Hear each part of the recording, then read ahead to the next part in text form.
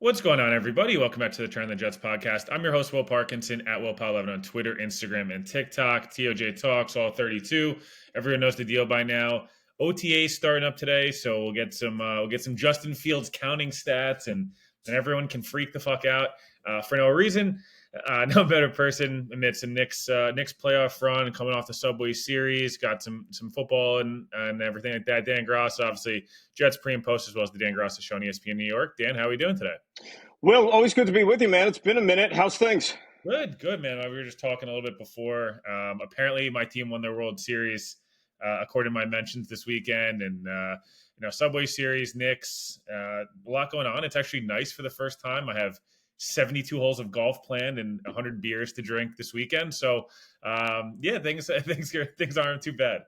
72 holes of golf, beer, as long as the weather cooperates. I think that you got the equation all figured out, man. There's nothing better than that. The beers are getting drank one way or another. It's a matter of Right. getting played. We're going to talk a little bit of the Subway Series and Knicks at the end because I think it's very, very much relevant to everyone that listens to this show. Generally, are all Knicks, Yankees, or Mets fans. I wanted to talk a little bit about last year when we talked. I think it was probably around the July timeframe or June, and we're both pretty excited about the possibilities of what last year was going to offer. It obviously ended up being a disaster. We don't have to rehash all of that, but I think there's the excitement around the team, I think, is a lot about Aaron Glenn and a lot about some of these young guys, as opposed to maybe the aspirations of a Super Bowl in 2025. What's it been like for you kind of going into this next kind of phase of what the Jets are going to potentially look like? It's weird because it feels like we've been down this road before, right? It's another restart. But this one feels a little bit differently. Does it? Like, you mentioned Aaron Glenn, and I think that, that gets him a little bit of cachet going through the door here as far as with the fan base, because he is a Jet. You know what I mean? Like, he wore the uniform. He did a lot of really, really good things when he wore this uniform. He was on, in my lifetime, the best Jet team that I ever saw, that 98 team with Parcells that, let's face it, probably should have got to a Super Bowl and even won a championship that year. So the fact that he bleeds green, the fact that he wanted this job, I think that the fans really respect that. And I think that they're really rooting for him more so than they, let's say, would just any other coach. Of course, they want the coach to do well because that means the team does well. So I think that helps. And I think that the optimism exists with the fans, Will, this year that, like, I think realistically they know that this is not a Super Bowl team in year number one, but I think they're eager to put the last few years in the past and leave it in the past. They went all in, the Aaron Rodgers experiment, several others. We know that it didn't work, and it blew up in their face last year, which nobody could have really envisioned. So the fact that here we are, we're doing things a little bit differently. I think there's a lot less noise, which is obvious, and it's going to be about football, right? It's going to be no glitz, no glamour. You're not going to have as many splashy household names. Obviously, you saw the schedule come out last week, and there's only 2 primetime games as opposed to, 5 or 6 or whatever it was last year, 13 1 o'clock games. I'm a fan of that personally. I don't know how you feel about it, but I love it. 13 1 o'clock games. I could get used to that. But yeah, I think that fans are eager to get this thing going, and more importantly, eager to see just what direction it's heading here, especially as we get ready for year number one.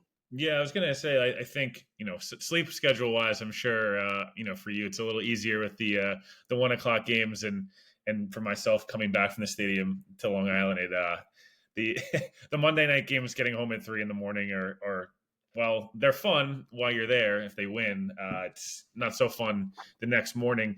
No, I think you're right. And I'd be curious, obviously you sit with Greg, every Sunday, Monday, Thursday, whatever, and you guys have a lot of the former players there. And it feels like this is the first time I've seen in a while, maybe not, you obviously get some of the guys that, are kind of public facing and, the Bart and Damien and these guys and Greg who are on ESPN every day. But generally, I feel like this is the first time, during even Glenn's presser, all these alumni from the Jets that, we look at with the Knicks right now. And I think it's very relatable. It's like, this is a team that they're extremely proud of. And it's like these guys that play New York, even if it's not been a successful run with the Knicks or the Jets, like they kind of identify themselves as Jets, right?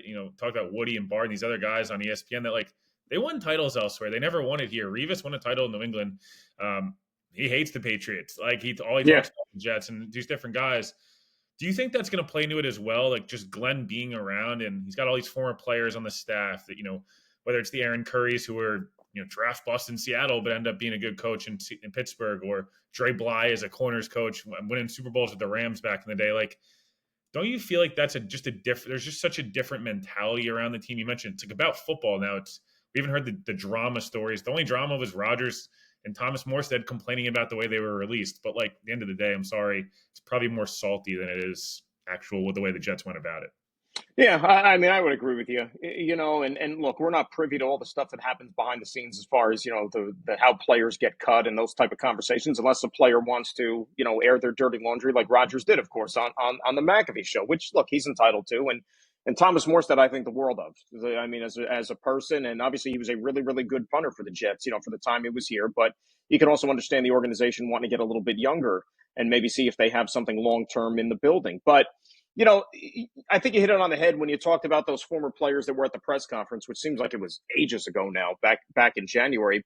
And I can tell you that there were also multiple former players who reached out to Aaron Glenn wanting to be involved and expressing, and offering their services up and saying, hey, whether it's in a coaching capacity or anything else, like, I want to be a part of it. I want to come back to this organization. Now that we have somebody that, in a lot of cases was a teammate of these guys who is now, in essence, the face of the organization, I think a lot of them want to come back and be a part of it again. And that's great. It really and truly is. And I understand that none of these guys won Super Bowls as Jets, as you said, but, just to make it Jets-centric and to realize that, even though there isn't a Super Bowl ring in the last, 50-plus years or whatever it is, there are still, some proud moments in this franchise's history, some really, really good players, Hall of Fame players, that if they want to be a part of it again and at least, be proud to, wear Jet stuff and to go public with all those things, I think that that's a good thing. But at the end of the day, you got to win games, right? And that's all Aaron Glenn or any other coach is going to be measured on. Whether you win games or not, he's going to get a little bit of a pass in year number one, right? I mean, once you implement your own program, you got a first-time head coach, a first-time GM, a first-time offensive coordinator, so there's going to be some rough patches probably along the way, but it's not impossible. I think that this team can go out there and show that they're maybe a more coordinated, better coach team than we saw in the last few years. And if that results in a lot more wins, great. If it results in the same amount of wins, that could also happen too. But I think fans just want to know that what I'm seeing gives me confidence that this is heading in the right direction. Yeah, I totally agree. I've been making this comp for a while. I think I made it back in January, and it's hopefully going to age well. The key for the Jets this year, I kind of think you can look a little bit at the 2024 Mets as an example of 2023. All these expectations, they fall flat on their face. They kind of get rid of some of the bigger pieces. They bet on a lot of 1 year guys in their mid 20s or later 20s, especially on the pitching staff. It's like, if it doesn't work, we kind of have a pass here. And if it does work, we're going to make a playoff team and make a run. And obviously that's what they ended up doing. Lindor played to the back of his baseball card. You go down the list. Diaz got back to being awesome. And like these different guys, in a lot of ways, the Jets that to me is the key for their success. Like, can Sauce be a first team all pro guy again this year? Is Quinton Williams back to himself? Is Quincy Williams back to himself? Is Garrett Wilson and Breece Hall looking 17 games worth of like what they've had flashes of? Or, in Garrett's case, can he just have that consistent quarterback play of like, can I get consistent 8 targets to 10 targets a game and the whole different thing like that? And then obviously, you're betting on some of these other guys. Does Brandon Stevens look more like the guy 2 years ago, or Cisco, or these other guys that, they're not massive in the important pieces, but if they're playing at least at league average and everyone else around them is playing well, is that comp crazy? Because I think they could be a team that like is more likable than maybe a couple of teams. Like the 2023 Mets were not likable to watch. And the 2024 Mets, everyone rallied around in reality, or even 2022, you could go through it, whatever. Point being, these guys play to the back of the baseball cards that are good, and some of the young guys step up. They could at least be in the hunt in December, and it's like, oh, this is a fun team, a very lovable and rootable team. No, I think you hit it right on the head, as a matter of fact. And I've heard that, the last year's Mets is being the comp. That's a good one. What I've been saying, as far as if you want to keep it like in line with the Jets and see if you follow me on this one, let's go back about 20 years and go back to Eric Mangini's first season in 2006. I mean, the parallels to me are shockingly similar just in terms of how we got to this point. Okay, you have Mangini, first-year head coach. You got Aaron Glenn, first-year head coach. If you remember that offseason or the previous year in 2005, That was another year that was expected. They were expected to do good things, and then one thing led to another, injuries, whatever. And then they end up, I think, winning 4 games that year in 2005. It's Herman Edwards last season. He leaves at the end of the year to go to the Kansas City Chiefs. He didn't want to be here anymore, whatever. But that offseason going into '06, not splashy, just like this one was. I think their highest profile addition that year was Andre Dyson, the corner, which was, okay, great. But they said goodbye to a lot of big names. Kevin Mawai, John Abraham, Ty Law, all those guys they moved on from, a little bit of a rebuilding. What did they do in the draft that year in the first round? They drafted 2 offensive linemen. Not sexy picks, but we know that they ended up being foundational type players. They take the offensive lineman in the first round this year. So, and then that '06 team, expectations weren't high. Chad Pennington was coming off of another shoulder surgery, right? And what did they do that year? They beat the teams they were supposed to beat. They were a well-coached football team. That couldn't be questioned. And they won 10 games, probably squeezed out every last ounce of potential of that team, and they made the playoffs as a wild card. I'm not saying this is a playoff team, but you know this. You watch the game long enough. It's amazing. If you're well-coached, you don't beat yourself, you get the maximum out of your talent, you could surprise some people. So I think if you're a Jet fan and you remember that team and what they accomplished that year, maybe history repeats itself in 2025. Yeah, Joe Caparosa has been making that point a lot. He's like 2006. Curtis Martin gone too. I forgot they moved on from Curtis Martin. That was the big one with the still only 31 years old. It didn't feel like it was over, and he was the rushing champ, I think, in 04, 05, and it just kind of I guess '04, right, and then '05 he got hurt, that broke the streak, and it was over from there. Last couple kind of questions here, Jet centric wise. You mentioned the schedule. Is there 1 or 2 games for you? Everyone always does this, no matter whether you're covering the team, you're a fan, you're whatever, you circle a couple of games. Are there 1 or 2 games for you you're most excited for? It could be a road, home game, doesn't matter. But is there ones that you kind of have circled? You're like, I'm extremely excited for this team to come to town, or whatever it may be.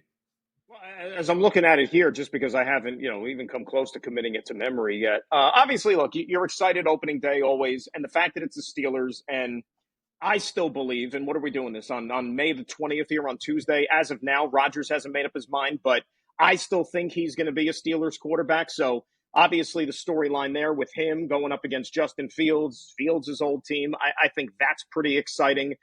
Number one, the Bills coming in week number 2, I think that's a good gauge just to see where this team is. And obviously you're not playing your best football week 2 of the season, but I still think that it's a good measuring stick for this club.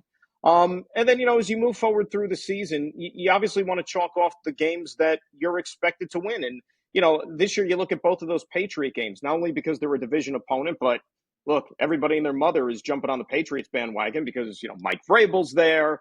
They had a gazillion dollars in cap space, and they went out there and spent most of it this offseason. So on paper, they're significantly better than they were a year ago when, let's face it, they weren't very good. So, yeah, those are the 2 that, or the few that jump out at me right off the bat. I mean, that Cincinnati game in October going on the road, that's a good test for your defense because we know that Cincinnati, they can't stop anybody, but offensively, they're going to put up their points this year. So little things like that, I think you'll look to right off the bat as to where you are. Yeah, no, I'm on the same page. I think I look forward to that Dallas game too because it's like the first month of the season. You have London the next week, or you call it looking ahead. Hey, have you got out to 2-2 or 3-1 because you caught a couple teams early, and maybe you upset Buffalo or you upset Miami on the road or Tampa Bay, whatever it may be, and you're like, oh, there's a lot of momentum coming home. Cowboys coming in, the building's going to be packed. Whether depends on the way it's broken down, but Shoddy and all these guys coming back, and that's always going to be an interesting one when Dallas comes into town. It doesn't happen often, but there's been some memorable, last 2 times they've been at MetLife. It's been right. Crazy games with Darnold, the post mono game, and the Revis 9/11 game. Like there's just a lot of cool memories with that one. That's why you don't see the Jets play the Cowboys obviously very often. So I look forward to that. And then one other one, I'm interested in how they come off the bye against Cleveland. It's not the sexiest game on paper, but if they want to be like 06, even 2009 to an extent where it's like, hey, our defense, we're going to rely on the defense and the run game. Like you have to take care of business off a bye. The Jets under Robert Saleh were like the worst team I've ever seen off a bye. Yeah. So that'll be one. I want to get your thoughts quickly. Drafts obviously now, almost crazy. We're almost 3-4 weeks, post draft. You mentioned, obviously draft Armand Membu in the first round. What'd you make of the draft overall? I think people love the first 3 picks. The rest, everyone's kind of up in the air about a bit. What'd you make of it overall? Did it kind of go the direction you expected? And, I think there was a lot of Warren versus Membu. Like, what do you do? And I think at the end of the day, they went meat and potatoes and probably better in the long run. Yeah, I agree with you. I just, in this day and age with the price point system, if you will, in the NFL, I just didn't see the value in taking a tight end that high. Because for me, and I know everybody brings up Brock Bowers and what he was, there's a difference between Brock Bowers and Tyler Warren. Remember, Brock Bowers came into the SEC, Will, as a teenager and was like trucking dudes. You know what I mean? As a teenager. Tyler Warren was a guy who, developed and it took him a few years, but give him credit, and I think he's going to be a great player, and they're going to find ways to use him, of course, where he is now in the NFL. But for what this team wants to accomplish, and Aaron Glenn and that physicality and taking pride and getting back to really using that run game as an emphasis, you want to have a strong foundation up front. And I've been saying over the last little while, like this offseason, isn't it ironic that, all the years that Joe Douglas was here, and he put such an emphasis on the offensive line and exhausted a lot of resources, whether it was money, whether it was, first round picks, you name it, on that offensive line. And one reason or another, it just never worked out. And guys got injured and, maybe didn't perform up to their expectations. Isn't it ironic that now Joe Douglas is not here and you go into this season with the offensive line probably in as good a shape as it's been in a good long while? And a lot of the guys that are on this line, obviously, he brought in a weird way. But yeah, I mean, as far as the draft, there's some guys, aside from obviously you said the top three, I think it's intriguing. I mean, I'm a big Malachi Moore guy, really and truly. I think he's got a chance to maybe be a day one starter, to be quite honest with you. And I think the Jets certainly would be ecstatic if that's the case, because we know the safety position has been like a revolving door for this team for, forever. And if he's got all these intangibles, I know that Aaron Glenn threw out the Brian Branch, comparison there with the Lions. And if he's even half the player that Branch is, I think that the Jets struck gold as to where they got more there in the fourth round.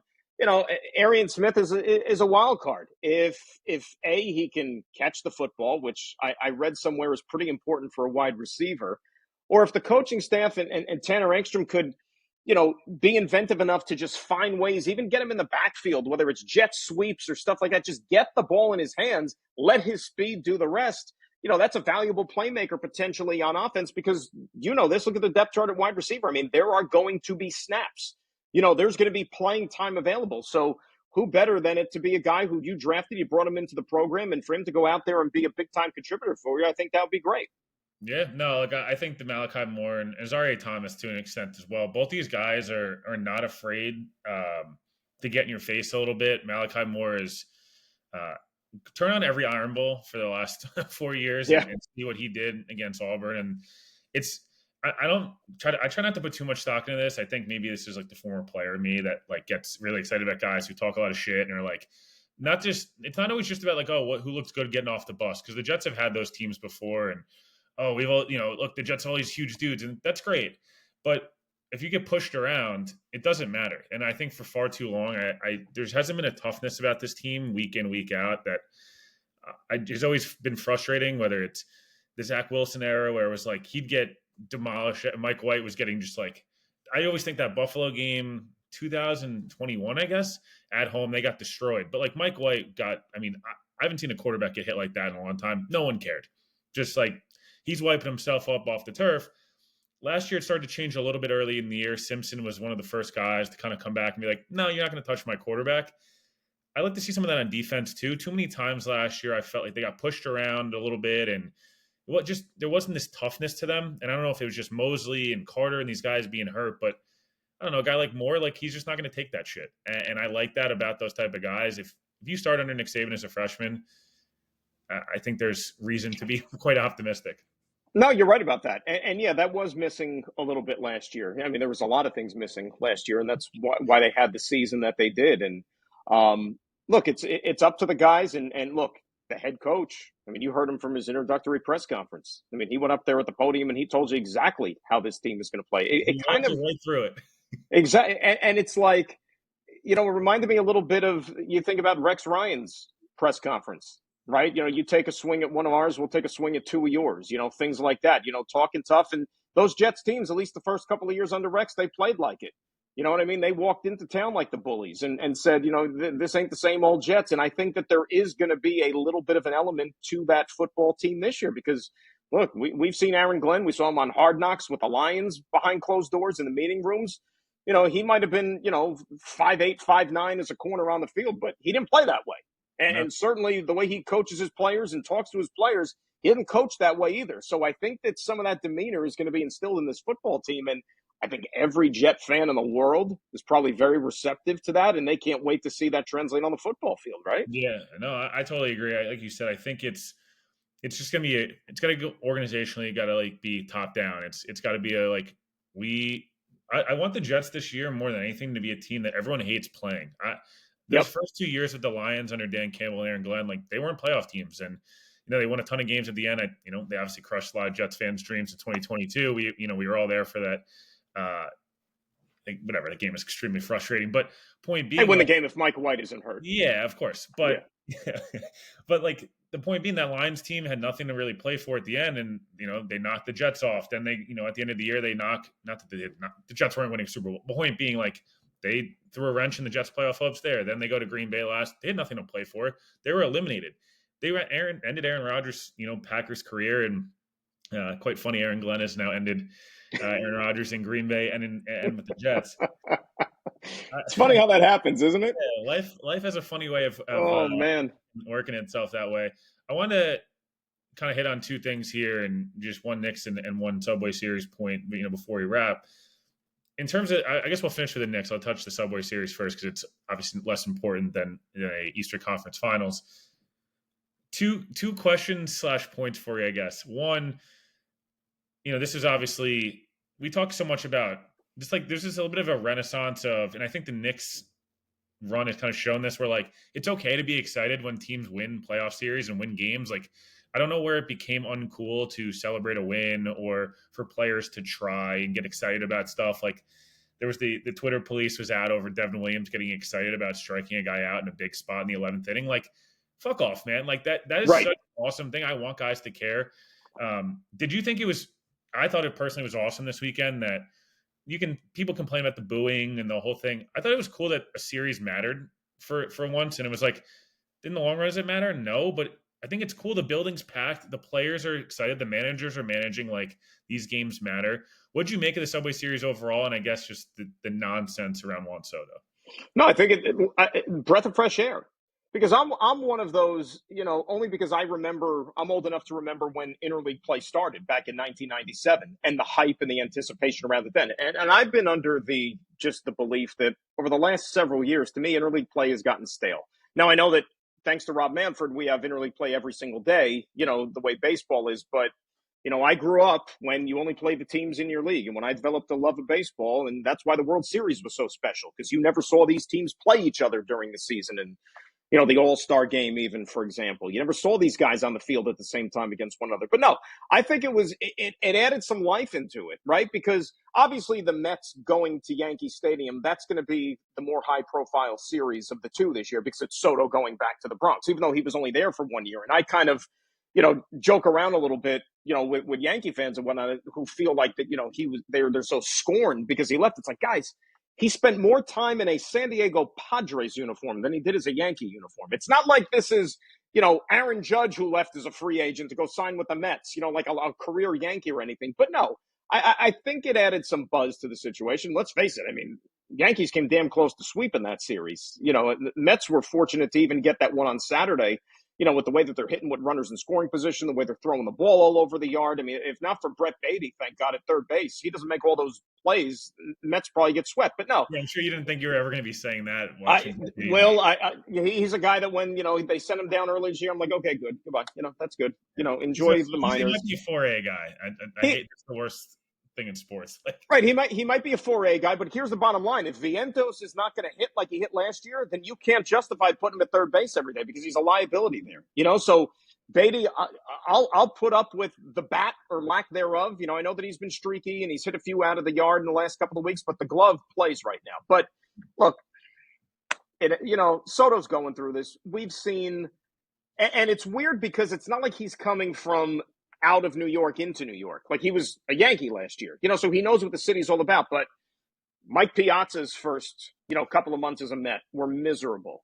Carlos Beltran. Remember, Carlos Beltran, people forget, when he signed in 2005, Everybody thought he was going to the Yankees. There was talk he wanted to go to the Yankees. And the Mets end up getting the biggest fish in the free agent waters, which for them was rare at the time. And they gave him all that money.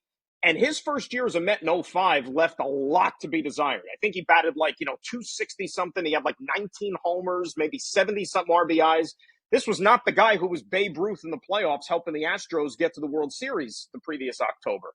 And then year number 2, he settled in, and the rest was history. Same thing with Piazza, of course. But, Soto, he'll get it going. He's too good a player. I mean, Will, you don't give a guy $765 million if he's not even close to worth it. You don't just take a flyer on a guy. This is a guy who was on an all-time great trajectory so far in his career. I don't know what it is. People are prone to slow starts, whatever, but he's too good a player not to start hitting the back of the baseball card. And it'll happen. And, by the time we get to August, there's a good chance we're going to look back at conversations like this and what everybody's talking about earlier in the year. Boy, remember when we thought that he was a bust or he wasn't living up to the contract and everything? He'll get it going. Yeah.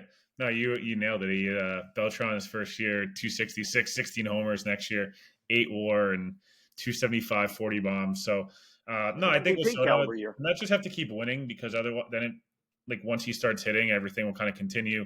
Last point here, we talk about rivalries and stuff, and I think you've talked a bunch about this on the radio, and I think I heard Don talk about it yesterday. Pacers Knicks for the fans that are probably around our age or older is you fucking hate the Pacers. It's you hated the Bulls, but you only hated the Bulls because everyone was jealous of the Bulls, and that's just the way it worked. And you probably hate the Celtics because it's Boston. You hate the Pacers, and Pacers, I'm sure, hate the Knicks. So this series is pretty juicy for Knicks Pacers. Doesn't sound on paper wow, it's just LeBron versus the big three in Boston. And it's not that. It's actually two teams and fan bases that genuinely dislike each other. Where's your excitement level, or I guess nervousness level, going into this series? I don't know if, like you said, it's not the sexiest matchup, and I guess there's a little bit of the nostalgia. But yeah, if you remember those, days of the '90s, the Riley/Van Gundy Knicks, there were two teams, that you hated. Like you said, the Bulls and the Pacers. Those were the two thorns every year as you were trying to win an NBA championship. You knew you had to get past them in some way, shape, or form. They finally were able to do it, of course, in '94. Then the next year, of course, Ewing the finger roll, doesn't happen. And then Riley up and leaves to go to to Miami in the manner in which he did. But yeah, and I think even what happened last year, let's face it, that was a 7-game series. And I know that the Knicks were crippled by the end of it. And that probably contributed as to why they didn't win that 7th game at home. I mean, they had so many guys banged up.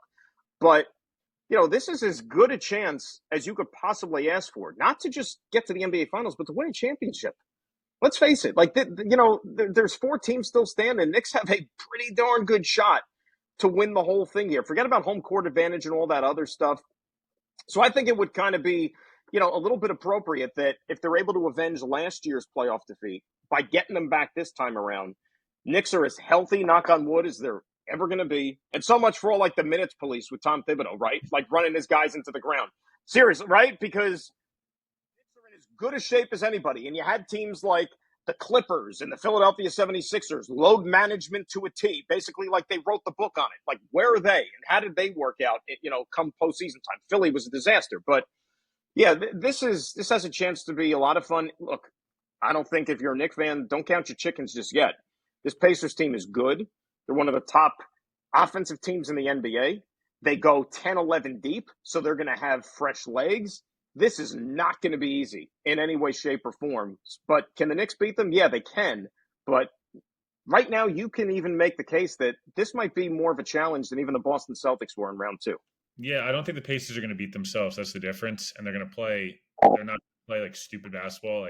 Right. Carlisle's been there, done that. Not that Joe Mazzulla hasn't, but there was an ego thing there. There was this is the way we play. Little with we hit home runs and we strike people out. It's dude, get on base. No, we're not going to do that. We're going to hit home runs. But the weather, it's 20 degrees out. The ball doesn't travel. No, we're going to hit home runs. Okay. Thanks, Aaron Boone. So no, that series is going to be good. I think the Knicks. it's going to be, they got to play a lot more like they played game, a little bit more in game 2, but game 4 and game, 6, where it was like they looked like they could win at home and they like took care of business. They were pretty awful in game 2, specifically in game 3. I didn't think either game they looked good until the fourth quarter, and then they got blown out.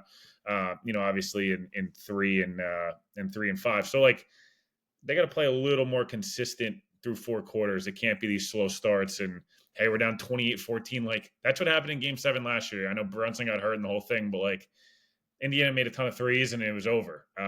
So yeah, no, there's a lot of exciting stuff. Obviously, again, we'll catch up before the season starts. Again, Jets are on the field today, so get ready for some training camp, not in pad stats in May. Dan, appreciate you hopping on as always. Dan Graca Show on ESPN New York. Jets pre and post, obviously, and we'll do this again soon.